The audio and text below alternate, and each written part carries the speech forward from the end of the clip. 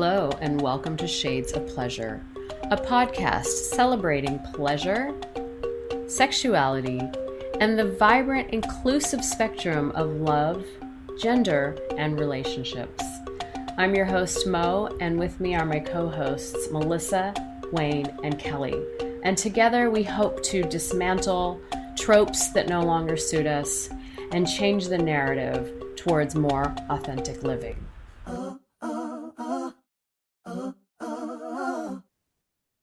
Well, we should introduce our guest star host today. I'm Kelly. I'm coming to you from Spokanistan, and yes, Melissa and Wayne and Zolani from Los Angeles. Yay. Yay. and I'm Alana's how many coming- months old? She's gonna be 2 next month. Oh, Yeah. I'm sure she's gonna have a lot to say about the topic today. Yeah, 2. She's 2? Yes, next month. Oh my goodness. I know. So fast. Wait, aren't you having a birthday too soon? Yesterday. Oh, happy birthday! Thank you. Happy birthday. Thank you. I'm officially part of the 40 Club and it feels great to be here.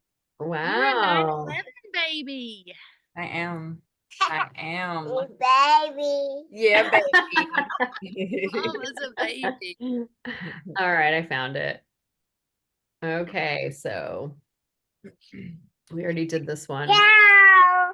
Can you make it a tiny bit bigger? I'm old and blind. Yep. I don't like that.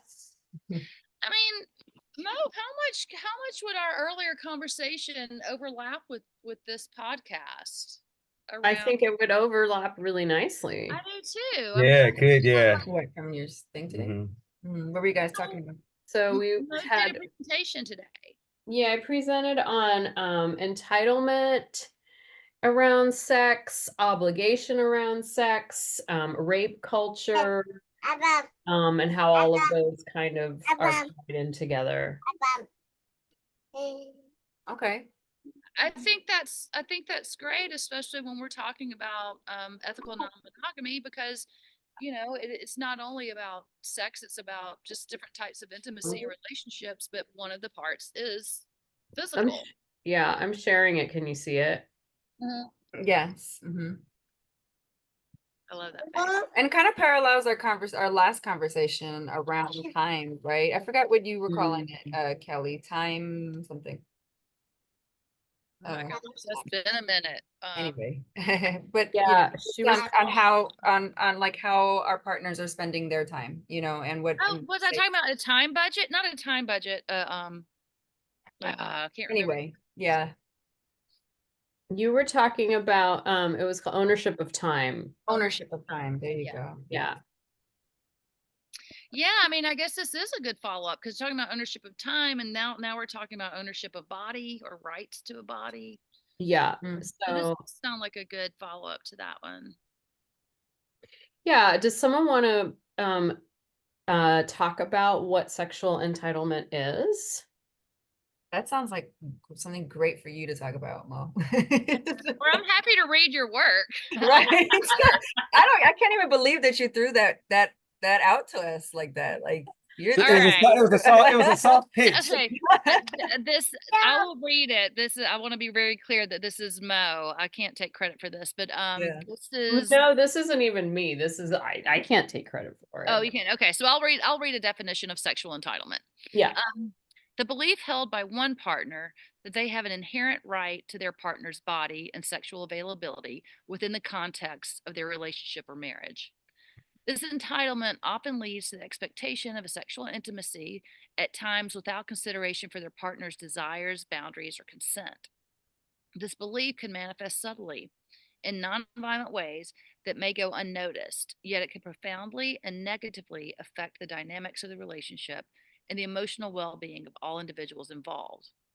Sexual entitlement manifests in various forms, ranging from overt demands for sex to subtler expressions such as pouting, sulking, or emotional withdrawal when one's sexual desires aren't met according to their preferences and timing.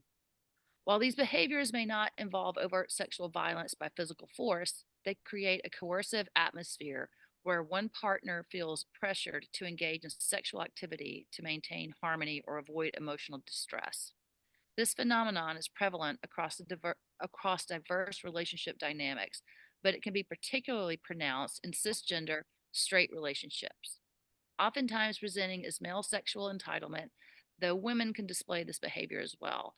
In many cases, societal expectations place pressure on individuals within these relationships, framing sex as an expected duty rather than a mutual expression of desire. The societal narrative can lead to harmful belief that withholding sex equates to failure or disappointment within the relationship. Yeah, and I just want to credit that to Modern Intimacy. The author is Elena Bahar, LMFT. Thank you, Mo. That Yes. was a great intro, yeah. So, what we were talking about today was how this shows up in, well, Kelly brought this up, how, because a lot of times in our work, we work with partners that have disparaging, just different sexual desires.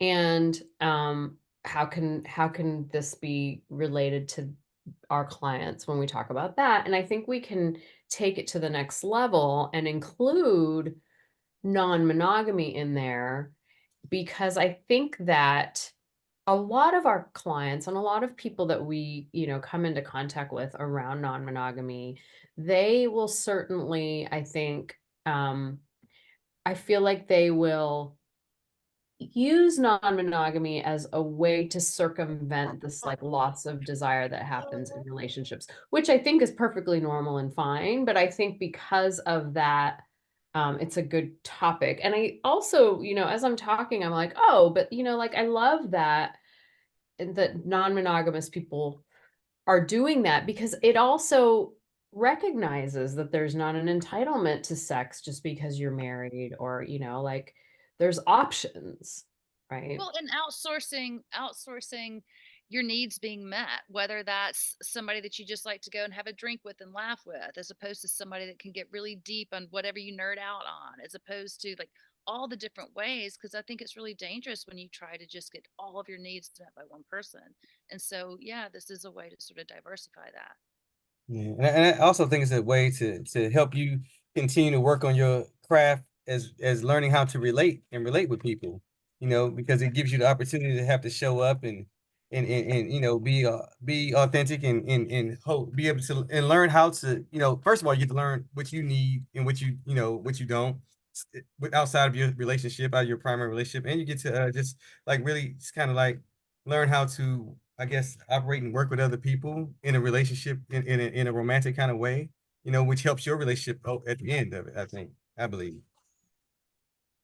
Yeah, I think that the entitlement mindset that people have, like particularly men in our culture, is rooted in monogamy, right? It's 100% rooted in this idea that like my wife has to give me sex, right? Because that's who I'm supposed to be getting it from. And then the person who feels obligated to have the sex is also rooted in monogamy, because they're like, well, if I don't give it to this partner, they're going to go and find it somewhere else. So it's rooted in this idea of there's just one person that you're supposed to be having intimacy with, right?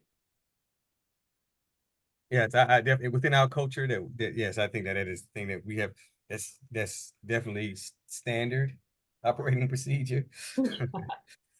And but Mo, you were really careful to say this doesn't just go one way. I mean, I do think it is more prevalent as the male being the one who feels entitled, but I do know that it goes both ways. And you were also careful to say, what are the underlying reasons that this would be happening? Like, why is it that someone might not want to be engaged? Hmm. Yeah, I think I've certainly met women who very, rejection sensitive around their partner not giving them sex. Um, because we do have a lot of conflating of that, right, in our culture, that sex equals fill in the blank. Yeah, or if we're not having it, there's something wrong. My partner doesn't love me. I'm undesirable. And so entitlement's built into that, don't you all think? Yeah, but the flips, not yes, but yes, and the flip side that we talked about was the obligation part, because it's equally as stressful. It's equally as stressful to be on either side of that, to feel like, oh, I'm letting my partner down, or it feels hard to say no all the time, because we had a long discussion at the end of it around saying no and saying no to being okay, but rejection is hard. So it gets really, there are a lot of pieces to this. Hmm. Yeah, and if we include even another side of, and Mo, this is something that I found really helpful that you talked about in a lot of our consultations and supervisions was, you know, also this, I guess this is, I know we're talking specifically about obligation and entitlement and whatnot, but kind of pinning that, talking about the experience of the person who may be feeling, who is asking for sex and intimacy, and whether or not there's like this underlying of obligation and entitlement. I mean, just opening up the conversation for what that person's experience is, especially if they're in a monogamous relationship, and what it's like for them, for their sexual needs not to be met in their relationship, and what is the dance between, needs getting met and making sure, I guess, that, or not making sure, but yeah, between needs getting met and, a healthy meeting of those needs, and this experience that comes up of an often unspoken obligation and entitlement. Yeah. I talk about that a lot. Sorry, go ahead, Wayne. Yeah, no, and I thought about that, and to no fault of anyone else, to no fault to anyone's in a monogamous relationship, but not no fault to anyone in a monogamous relationship. At the same time, no one agreed in it coming into the relationship that they want that either one of them wanted to be in a sexless relationship. So that's a tough one, because what do you do when the sex is taken off the table within their monogamous relationship? Like, Well, it's tough. sorry, go ahead. But actually, we don't know, and that's part of what we talked about earlier. Typically, you don't know what people were expecting. Maybe someone didn't think there was. We don't know that their expectations were matched. Right, And right. it's worth having those conversations. Yeah. And if you didn't do it ahead of time, then you do it now. Yeah, I think I was probably speaking more to, like, if when two people come into a relationship and it's sexual, right? They're both coming into a relationship and it's a sexual relationship, and then a year within a relationship, year and a half, then the sex is taken off the table for whatever reason. But we're both expected to still be monogamous. It's a tough, like, you're asking somebody to do something that wasn't a part of the original agreement coming into the relationship. Oh, well, that's okay. So this brings up a good point, and I would love to rewind to something that Kelly mentioned. So expectation, whether it was expected or not, right? Because even if you like did all the front loading and you talked about all that, still life happens, still things happen, and things change. Therefore, we need to know how to respond to it. So I think the question that Kelly asked was, why does this happen? Like, how does this happen? What's I going think on? yeah, what's going on? What are some of the common, I guess, reasons that this is happening in a relationship? What do we want to call this? Because is it like sex isn't happening, or sex and intimacy? Well, just a changes? drop in sex. Like Right.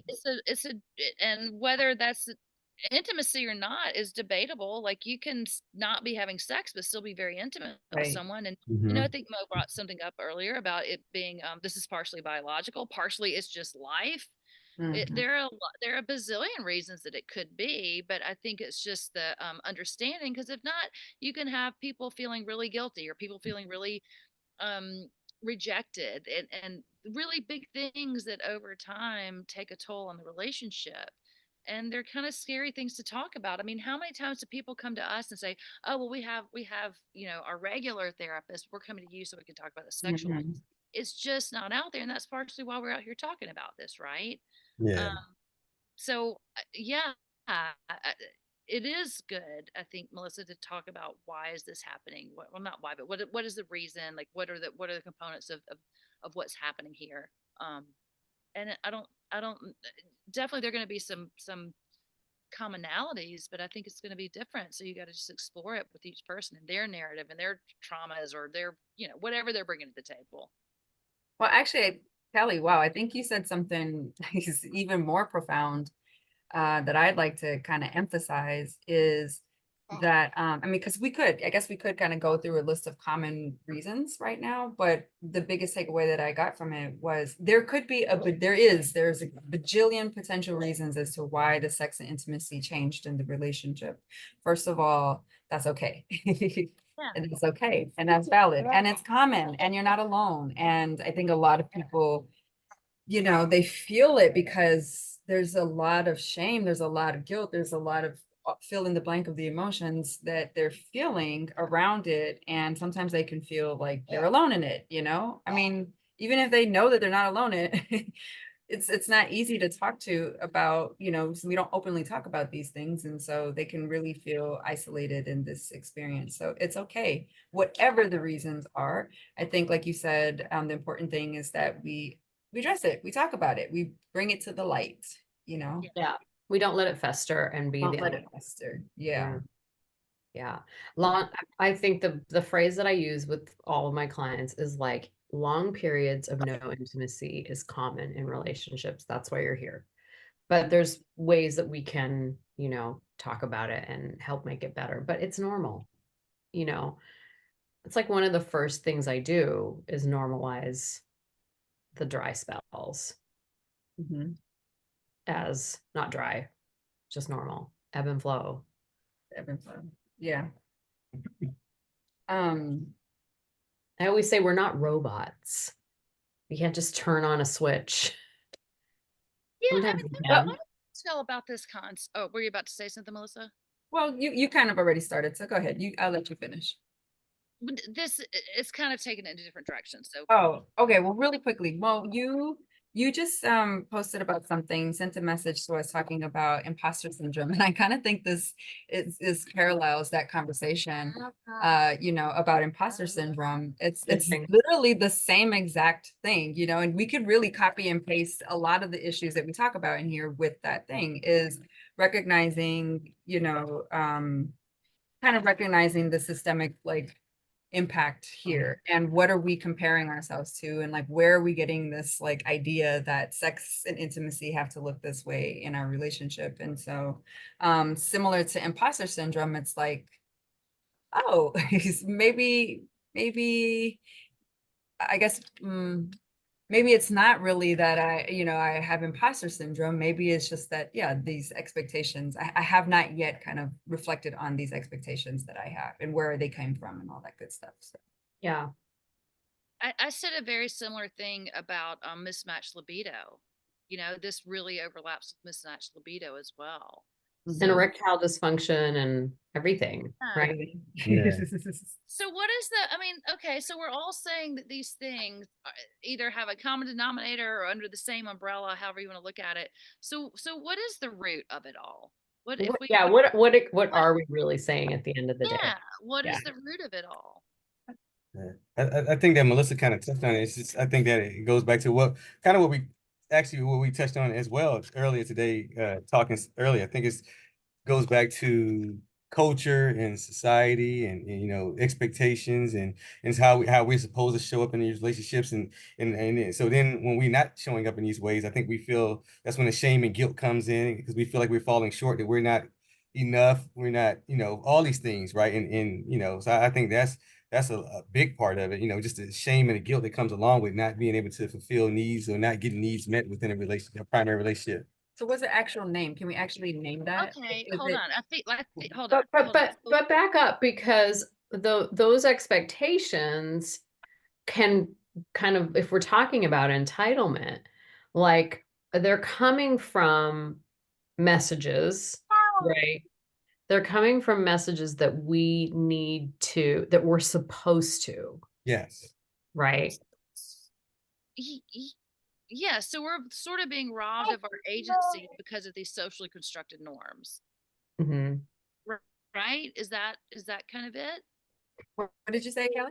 That we're robbed of our agency because we're trying Yes. to perform within socially constructed norms. And what we're saying is those socially constructed norms really aren't, they Aren't aren't serving God. us. They aren't true. They aren't real.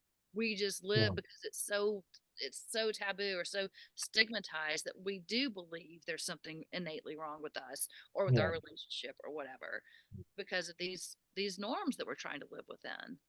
Yeah. Yeah, is that Yes. I So think so. Yeah. deconstructing our own norms. Yeah. yeah. Societal norms. Being able to be an individual and Yeah. it being Yeah. okay. It- and it- however that intersects with the rest of the world, with our relationships, with the rest of life, that being an okay place to be. And And I that's even a think conversation that I tend to have sometimes with clients. I just ask them, do they understand how influenced they actually are? You know, with all the things that are around them, all the things that they consume, may it be through social media, through peers, through family upbringing. Like, do they really understand how influenced that they are? And that is there are the way the way they believe actually the way that they believe, and not someone else's belief that is, Right. you know, yeah. put upon them. Well, it just makes me think, and Mo, you said it in your post recently, and I think it's important to say it. And I know it's a buzzword, but naming, I think in speaking to naming it, it's decolonizing work, right? Yeah. It's like we can call it deconstructing or decolonizing or whatnot, but yes, deconstructing, decolonizing from these oppressive systemic impacts I agree.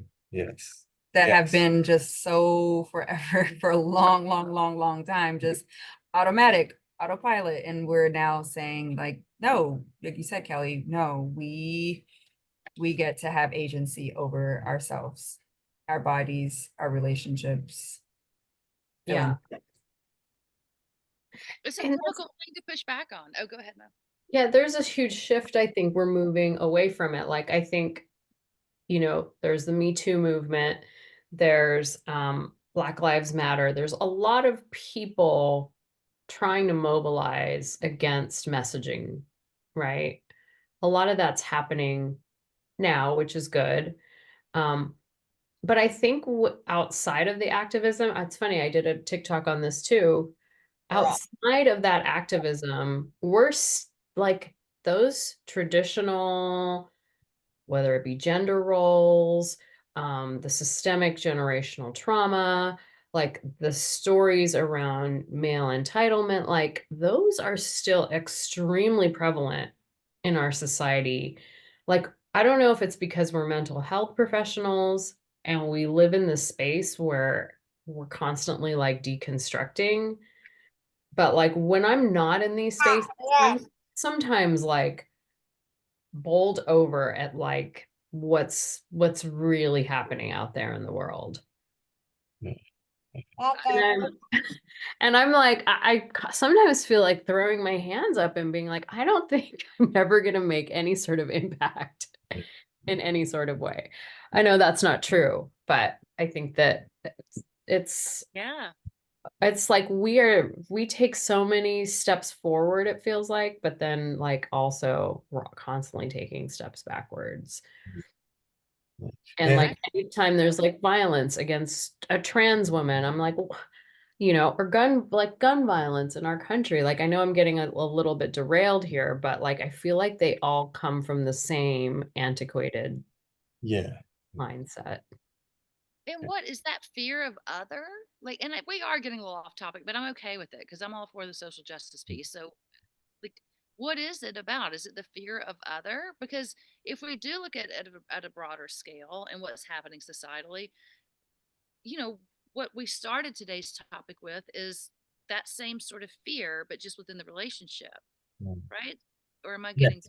too? No. I think you got it. And I was gonna say, me and Melissa have been talking about this recently, and I think that again, so when we talk about the system when it's all about the system that we live in, an oppressive system, I think that the system in itself is just pushing back because people are not wanting their autonomy, they want their agency, people don't want to have to be right a certain way. They want to just be able to be themselves, and the system in itself is just pushing back, even with the algorithms, right? You see that there's some great people out here doing a lot of great work. Us, for instance, right? And so, but what is the traction that we get on all social media platforms? But then you have somebody out there, so they have this whole red pill movement.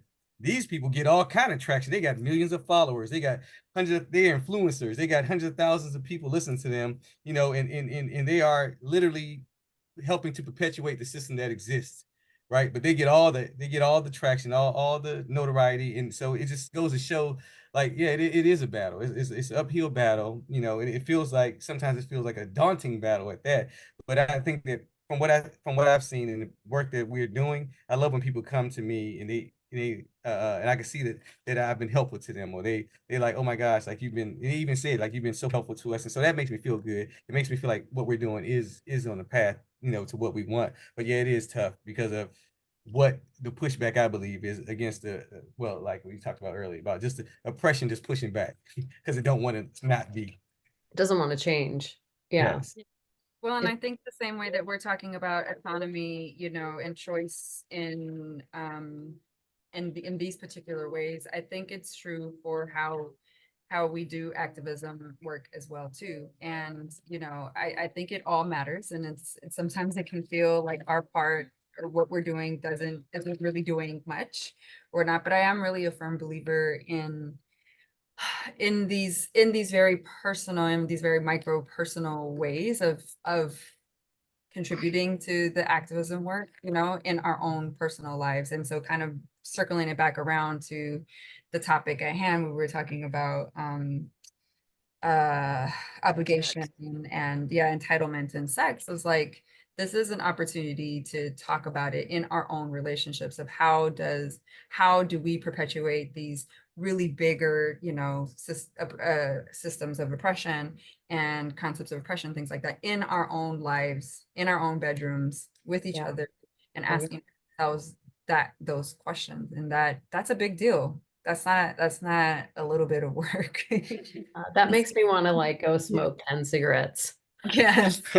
Yes. I mean, but to be kind and easy on ourselves about it too, right? Because we are part of that systemic oppression. Like, it's not so much to be like, oh, you got to do the work and you got to make the changes and all these things, but like with compassion, with grace, not to like, not to like cancel this out, not to, blame each other and whatever, like all of us, everybody. And so it's just taking that little baby extra step of asking the question or having the conversation or whatever. So I don't care, lighting a candle, however you decide to do it, however you decide to do it. But I just think that very intentional, like, I'm going to do this, So for anybody because those are some really great interventions. I'll be them small. It was small. They were small, but they're great because they are steps in that direction. So for someone who's listening, if you're saying if they are, I don't know, how could you make that applicable to somebody who's listening right now, who's dealing with somebody who's obligatory sex or not wanting to have sex with their partner, but feeling guilty. or on the other side? Sure.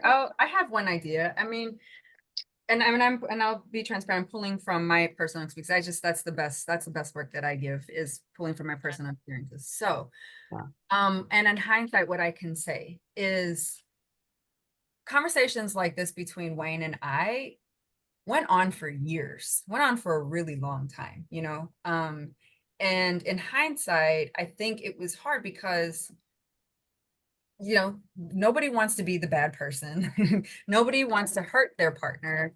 I see that everybody, not everybody, but people generally have good intentions or whatnot, or neutral intentions or whatever. So one small thing that I think was helpful and that could be helpful to people is to find some type of third party way to have these hard discussions or conversations, whether that's going to therapy or buying a game that has these questions, that maybe you can, that the game asks as kind of a third party, that might be hard to bring up with each other, or that we just don't even think about bringing up because it's just we're just in our bubble or whatnot, you know. And it can be light, and you can do it with friends. That you don't have to do it alone and be all blamey on each other and whatnot. So, and you can see doing with other friends too that, you know, you're not alone in it, and it's a human experience. So I think that's a small one practical way to do it, is to like find some questions online, join a group. I don't know, to kind of start to reflect on these questions and experiences for yourself.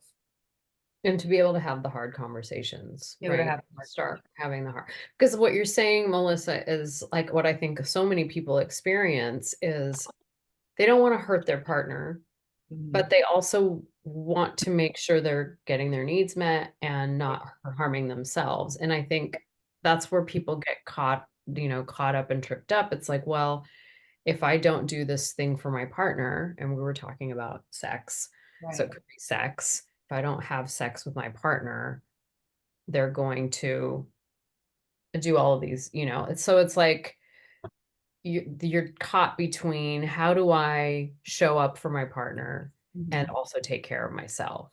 Yeah. And I think that's why maybe some people, it's hard to show it, to, you know, to want to do that work, to want to have the hard conversations and ask the hard questions and whatnot, because, you know, again, when we don't want to be the bad person or whatnot, but I think what people don't realize is there's some good stuff here for you. I mean, even just the awareness. I mean, I relate this back to when I started researching about ADHD and things like that. Like just the simple relatability that I was receiving from listening to people's stories or listening to these podcasts, the awareness that it brought, and a deeper understanding of like, oh shoot, it's not me. I'm not broken. Oh, look at who's doing rockets. Who's doing rocket ships? Said you, Mo, how'd you do that? Sorry, I didn't going. mean to interrupt you, Do Melissa. that. I like what you're on. Keep talking, Melissa. Yeah, I'm just being funny. That was it. No, that like that there's some goodness in here for everybody. You know, I think they'll be surprised to hear that like this is not about, you know, holding you accountable to the fire and all this stuff. It's really about like you know, relatability. What's the word I'm looking for? Not forgiveness, but Compassion, maybe. passion, yeah, and all that good stuff. Like, Yeah. Yeah. What came up for me is that what you kind of sum it up, and I think that this was both of you were saying was that having those really uncomfortable conversations create. Sorry, having those really uncomfortable conversations create some of the healthiest relationships, and people don't even understand that, right? If they could understand that part, just having those very uncomfortable conversations, you get to create a much healthier relationship between the two parties that's having the conversations. yes. And what I Hands was down. saying was that and it doesn't have to necessarily jump to like the pressure of have to do these things and change in these ways and make all of these changes in your life. That can be big, that can be scary. I think just the conversation alone can bring some relief Yeah. and some awareness. Yeah. For sure. Yeah, the conversations are powerful. And like I always tell my clients this, like having the uncomfortable conversation, it doesn't mean you're solving a problem. It doesn't mean that you're even coming up with any solution. You might not even be fully present to hear what's happening. It's just the act of like Mm-hmm. movement, you know, it's And a the acknowledgement, right? And we're no longer like sweeping this under the rug and pretending that it's not yeah. here. And sometimes that is that is the violence sometimes, you know what I mean? Of not acknowledging. Yes.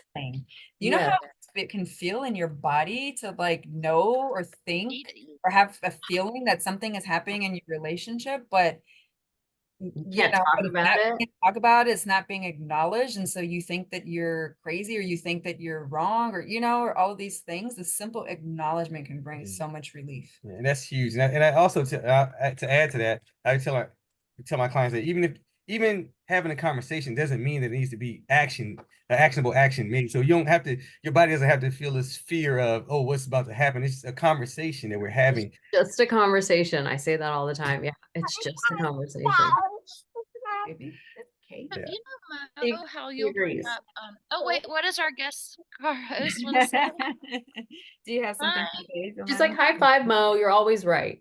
Can you know how you'll bring up there's the sort of like being a hostage, like, because let's say Mhm. you do feel that you're monogamous, but it does feel sexless right now. Like there's this whole other piece of, I don't even know where I'm going with that, honestly. Well, the hostage piece comes when one partner is like, my needs aren't getting met.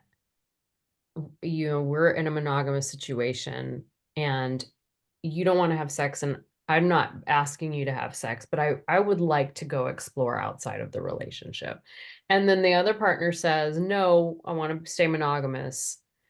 And you also can't have sex with anyone else. That's the hostage piece, right? It's Yeah. like, it's specific to those conversations, though, I think, where one person is asking, like, help me. Like, I really I don't want to spend my, years, my prime years or whatever, not having sex. I want to connect. I want to connect with you. But if you're not available, the best thing for me is, and then the monogamous partner says no. It's an ultimatum. It's like black or white. It's Nope. very threatening to them. That's threatening. Yes, Yes. Yes. Yeah. yes, And so that's when I have the conversation. Well, if you're going to hold someone to a monogamous standard, but you're also going to not want to engage with them sex, like, and we can talk about sex entitlement in that conversation. Is there some of that? But the person is literally seeking sex somewhere else and asking their partner, can I do this? And the partner's saying no. right. We can say no for ourselves and our body, but then it's a whole nother conversation when we're saying no to them or saying like trolling if they can have sex or not, or so Yeah. Right. Which goes to the whole conversation about even masturbation, right? Because Right. because all of that it's all the same, right? Because you can say no, that I don't want you to masturbate. So then you're still trying to have some sense of control over someone else's body. Right. The same way you don't want them to have control over your body, but you're Right. now wanting control over their body. Exactly. Yeah. And it's not and I acknowledge it's scary. It's a scary conversation to have. And it's scary. It can be a tough concept to consider. One time I remember you said something so profound too in another consultation of like, there's an answer out there, or there's a potential solution out there, right? There's like infinite solutions, potential solutions. And if we're feeling like we've hit a wall and there's nothing out there for us, then okay, maybe you didn't say all of this, but now what I'm adding is But you like, picked up from it. Yeah. yeah, what I'm picked up from it is like maybe then rewinding and like what's keeping us from trying to find some kind of solution or something, you know what I mean? Yeah. What are the fears, what are the blocks, what are the concerns that are kind of keeping us from finding some solution? Not to say that the solution is going to be 100% great for everybody, but there's something out there. Yeah. Right. Yeah. Because the relationship has already changed. Relationship is already scary.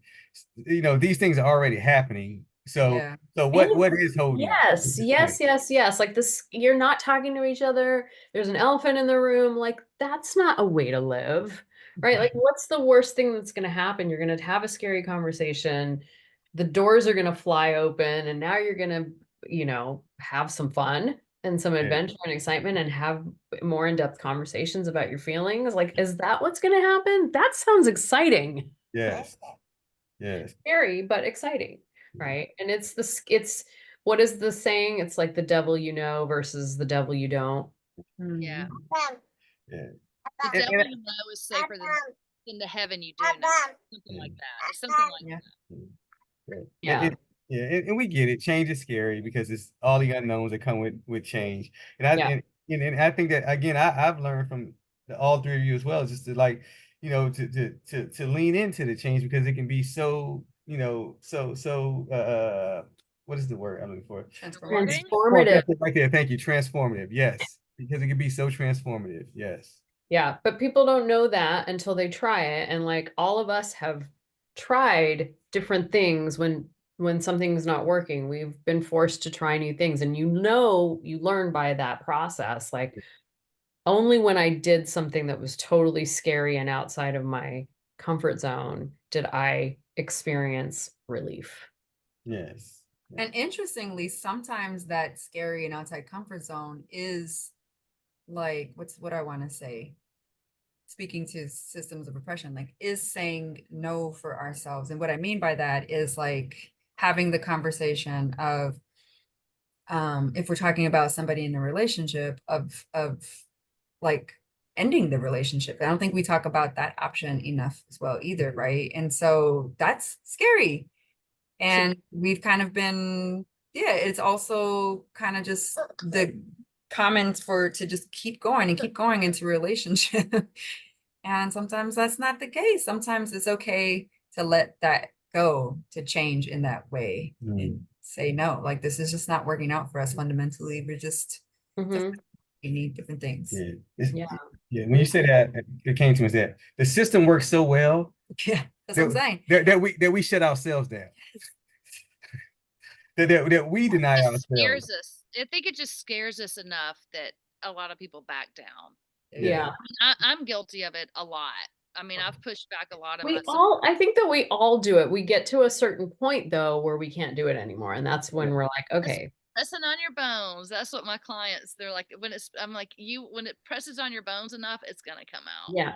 It is a somatic thing 100%. Like I tell this to my clients too, like you will literally wake up one day and your body will say, I can't do this anymore. That's it. I'm at the end of the line. Oof. Now I gotta go smoke 10 cigarettes, Mo. Look, I've got a client in a minute. I love y'all. I'm gonna let y'all wrap it up. Well, this was really good, and we can just wrap it up right now. Very insightful. I love having these conversations with you all. You all are so deep. Yeah. I love these conversations as well. It makes me feel good. Yeah. I feel seen. Yes. And I know that there's a lot of people who listen. I've been told that, I have friends and stuff who listen. So, send us feedback. Let us know if you have any questions or feedback, like let us know. Topics. We want to hear your comments. I don't even know who listen. I've never listened to one of them. I just come in here and yap. Who are you again? What's your name? She's a no-named the no-named co-host. Well, have a great session. Wow. All right. Bye, everyone. Bye. Bye, Mo.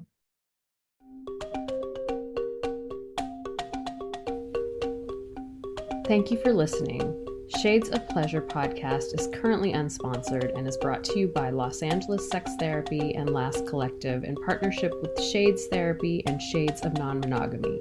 To support our endeavor so we can continue to bring this pleasurable content, please visit our Substack at shadesofpleasure.substack.com. Thank you for listening, and until next time.